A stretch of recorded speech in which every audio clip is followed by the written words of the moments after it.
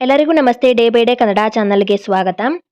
ನಾಳೆ ಸೆಪ್ಟೆಂಬರ್ 21ನೇ ತಾರೀಕು ಭಾನುವಾರದಂದು ಮಹಾಲಯ ಅಮಾವಾಸ್ಯೆ ಬಂದಿದೆ. ಮಹಾಲಯ ಅಮಾವಾಸ್ಯೆಯ ದಿನದಂದು ಸತ್ತಂತಹ ಪೂರ್ವಜರಿಗೆ ಪೂಜೆಯನ್ನು ಮಾಡುವಂಥದ್ದು, ಶ್ರಾದ್ದವನ್ನು ಮಾಡ್ತಾರೆ, ಹಾಗೆಯೇ ತರ್ಪಣವನ್ನು ಕೂಡ ನೀಡುತ್ತಾರೆ. ಈ ಮಹಾಲಯ ಅಮಾವಾಸ್ಯೆಯ ದಿನಕ್ಕೆ ಹೆಚ್ಚು ಶಕ್ತಿ ಇರುತ್ತದೆ. ಅತೀಂದ್ರಿಯ ಶಕ್ತಿಗಳ ಆವಾಹನೆ ಕೂಡ ಆ ದಿನ ಆಗಿರುತ್ತದೆ. ಉಳಿದೆಲ್ಲ ದಿನಗಳಿಗಿಂತ ಅಮಾವಾಸ್ಯೆಯ ದಿನಕ್ಕೆ ಹೆಚ್ಚು ಶಕ್ತಿ ಇರುವಂಥದ್ದು. ನಾವು ಅಮಾವಾಸ್ಯೆಯ ದಿನದಂದು ನಮ್ಮ ಕಷ್ಟಗಳಿಗೆ ಪರಿಹಾರಗಳನ್ನು ಮಾಡಿಕೊಂಡರೆ ತುಂಬ ಬೇಗನೆ ಫಲಗಳು ಅನ್ನೋದು ಆ ದಿನ ಮಾಡಿಕೊಂಡರೆ ದೊರೆಯುತ್ತದಂತೆ. ಇನ್ನು ಈ ಮಹಾಲಯ ಅಮಾವಾಸ್ಯೆಯ ಬಗ್ಗೆ ನಾನು ಈಗಾಗಲೇ ಇಂದಿನ ವಿಡಿಯೋದಲ್ಲಿ ತಿಳಿಸ್ಕೊಟ್ಟಿದ್ದೀನಿ. ಅಂದರೆ ಅಮಾವಾಸ್ಯೆ ದಿನ ಯಾವೆಲ್ಲ ತಪ್ಪುಗಳನ್ನು ಮಾಡಬಾರ್ದು, ಹಾಗೆಯೇ ಹಿರಿಯರ ಪೂಜೆಯನ್ನು ಹೇಗೆ ಮಾಡಬೇಕು, ಪಿತೃದೋಷವಿದ್ದರೆ ಹೇಗೆ ನಿವಾರಣೆಯನ್ನು ಮಾಡ್ಕೊಳ್ಬೇಕು, ಯಾವೆಲ್ಲ ಸೂಚನೆಗಳು ನಮಗೆ ಕಾಣಿಸುತ್ತವೆ ಪಿತೃದೋಷವಿದ್ದರೆ, ಎಲ್ಲವನ್ನು ಕೂಡ ಇಂದಿನ ಒಂದು ವಿಡಿಯೋದಲ್ಲಿ ನಾನು ತಿಳಿಸ್ಕೊಟ್ಟಿದ್ದೀನಿ. ಯಾರೆಲ್ಲ ವಿಡಿಯೋ ಹೋಗಿ ನೋಡಿಲ್ಲ ಅಂದರೆ ಹೋಗಿ ನೋಡಿ. ಇನ್ನು ಇವತ್ತಿನ ವಿಡಿಯೋದಲ್ಲಿ ಏನಂದರೆ, ನಮ್ಮ ಕಷ್ಟಗಳಿಗೆ ಪರಿಹಾರವಾಗಿ ನಾವು ಅಮಾವಾಸ್ಯೆಯ ದಿನದಂದು ರಾತ್ರಿ ಸಮಯದಲ್ಲಿ ಮಲಗಬೇಕಾದ್ರೆ ಉಪ್ಪು ಮತ್ತು ನಿಂಬೆಹಣ್ಣಿನಿಂದ ಈ ಪರಿಹಾರವನ್ನ ಮಾಡಿದರೆ ಮನೆಗೆ ಹಿಡಿದಿರುವಂಥ ದೃಷ್ಟಿದೋಷ ಅನ್ನೋದು ಕಳೆಯುತ್ತದೆ.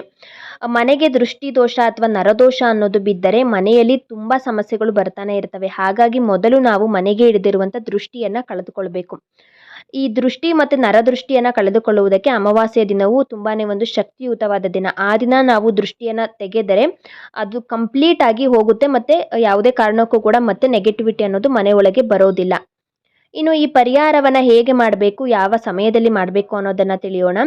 ನಾಳೆ ಮಹಾಲಯ ಅಮಾವಾಸ್ಯೆಯ ದಿನದಂದು ರಾತ್ರಿ ಮಲಗಬೇಕಾದ್ರೆ ಮಲಗೋದಕ್ಕಿಂತ ಮುಂಚಿತವಾಗಿಯೇ ಈ ಪರಿಹಾರವನ್ನು ಮಾಡ್ಕೊಳ್ಳಿ. ಒಂದು ಚಿಕ್ಕದಾದ ತಟ್ಟೆಯನ್ನು ತಗೊಳ್ಳಿ, ಇಲ್ಲಾಂದರೆ ಒಂದು ಬಟ್ಟಲನ್ನು ತಗೊಂಡು ಅದರ ಒಳಗೆ ತುಂಬ ಕಲ್ಲುಪ್ಪನ್ನು ಹಾಕಬೇಕು. ಕಲ್ಲುಪ್ಪನ್ನೇ ಹಾಕಬೇಕು, ಬೇರೆ ಯಾವುದೇ ಉಪ್ಪನ್ನು ಹಾಕಬೇಡಿ, ಪುಡಿ ಉಪ್ಪನ್ನೇ ಹಾಕಬೇಡಿ. ಇಂತಹ ಪರಿಹಾರಗಳನ್ನು ಮಾಡ್ಕೊಳ್ಳೋದಕ್ಕೆ ನಾವು ಕಲ್ಲುಪ್ಪನ್ನೇ ಬಳಸಬೇಕು, ಅದೇ ಶ್ರೇಷ್ಠವಾದದ್ದು. ಪೂರ್ತಿಯಾಗಿ ಕಲ್ಲುಪ್ಪನ್ನು ಹಾಕಿ ನಂತರ ಒಂದು ನಿಂಬೆ ಹಣ್ಣನ್ನು ತಗೊಳ್ಳಿ. ಆ ನಿಂಬೆ ಹಣ್ಣನ್ನು 4 ಭಾಗಗಳಾಗಿ ಕಾಣುವ ರೀತಿಯಲ್ಲಿ ಕಟ್ ಮಾಡಬೇಕು. ಪೂರ್ತಿಯಾಗಿ 4 ಭಾಗ ಕಟ್ ಮಾಡಬಾರ್ದು, 4 ಭಾಗಗಳು ಕಾಣುವ ರೀತಿ ಸುಮ್ಮನೆ ಲೈಟಾಗಿ ಮೇಲೆ 4 ಕಡೆ ಕಟ್ ಮಾಡಬೇಕು. ನಂತರ ಅದರ ಒಳಗೆ ಆ ನಿಂಬೆ ಹಣ್ಣಿಗೆ ಅರಿಶಿನ ಕುಂಕುಮವನ್ನು ಪೂರ್ತಿಯಾಗಿ ತುಂಬಿ ಆ ನಿಂಬೆ ಹಣ್ಣನ್ನು ಕಲ್ಲುಪ್ಪನ್ನು ಹಾಕಿರ್ತೀರಲ್ಲ ಆ ಬಟ್ಟಲು ಅಥವಾ ತಟ್ಟೆಯ ಒಳಗೆ ಮೇಲೆ ಕಲ್ಲುಪ್ಪಿನ ಮೇಲೆ ಇಡಬೇಕು.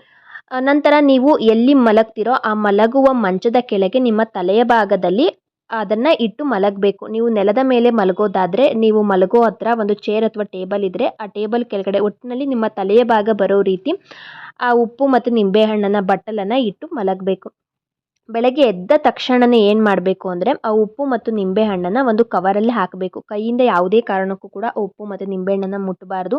ಒಂದು ಚೂರು ಸಹ ಟಚ್ ಮಾಡಬೇಡಿ.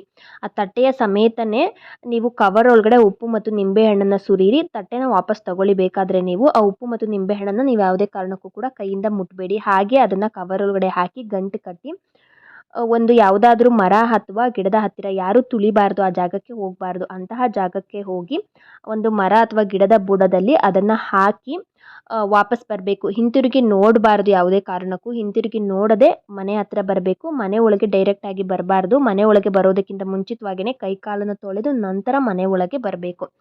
ಈ ಒಂದು ಶಕ್ತಿಯುತವಾದ ಪರಿಹಾರವನ್ನು ಮಹಾಲಯ ಅಮಾವಾಸ್ಯೆ ದಿನದಂದು ಮಾಡೋದು ತುಂಬ ಅಂದರೆ ತುಂಬಾ ಒಳ್ಳೆಯದು. ಹೀಗೆ ಅಮಾವಾಸ್ಯೆಯ ದಿನದಂದು ಉಪ್ಪು ಮತ್ತು ನಿಂಬೆಹಣ್ಣನ್ನು ನಾವು ತಲೆಯ ಭಾಗದಲ್ಲಿ ಇಟ್ಟುಕೊಂಡು ಮಲಗೋದ್ರಿಂದ ನಮ್ಮಲ್ಲಿ ಇರುವಂಥ ನೆಗೆಟಿವಿಟಿ ಹಾಗೆಯೇ ಮನೆಗೆ ಅಂಟಿರುವಂಥ ನೆಗೆಟಿವಿಟಿ ಅನ್ನೋದನ್ನು ಆ ಉಪ್ಪು ಮತ್ತು ನಿಂಬೆಹಣ್ಣು ಹೀರ್ಕೊಳ್ಳುತ್ತೆ.